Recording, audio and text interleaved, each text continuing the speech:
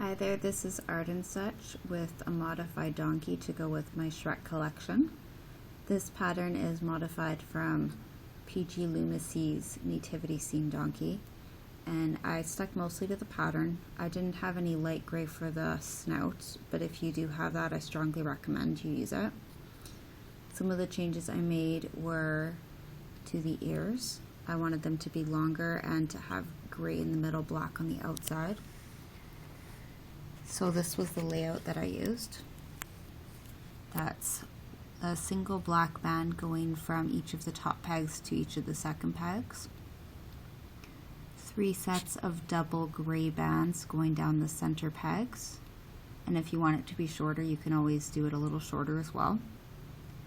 And I used single black bands going down the sides, a total of 3 times on each side altogether.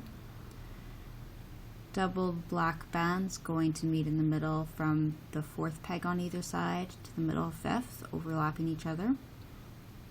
I capped the bottommost center black band there with about 3 loops, and then I used doubled over single gray bands as capping bands.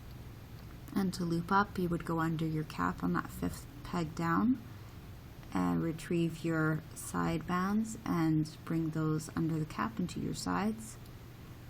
And then the next 2 going to the other side, go back under one more time, grab your last 2 and loop them up. And the rest of it is just going to be looping straight up, going under your cap bands. When you get to the very end, pull all of your 3 sets of bands out together and put those onto the same holding hook. And you make 2 of those, and they can be attached the exact same way PG Loomis attaches his. I added the eyes while looping the face, and for that I did the traditional method of wrapping a brown band over my hook, wrapping a white band on either side of it twice, repeating that and pulling it onto a gray. If you have a nice brown bead you'd like to use, or another method you prefer, go for it. It's all good. I added a bit of a smile, sort of teeth at the end, and for that I just took a white band and slipped it under a couple of the bands by the snout, tying it off on this side and sort of knitting it in, weaving it in so you don't see it in the front. And finally I added the tail.